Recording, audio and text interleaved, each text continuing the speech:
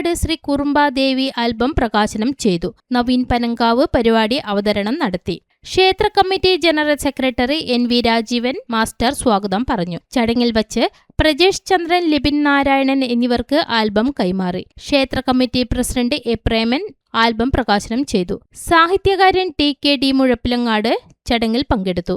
KV Raghavan, Lalu Sukumaran, Vinod Kumar KV, Arun, Shailendra, Ushantha Thavath, KV Rajeevan, Rani Joy Peter എന്നിവർ ആശംസ അറിയിച്ച് സംസാരിച്ചു.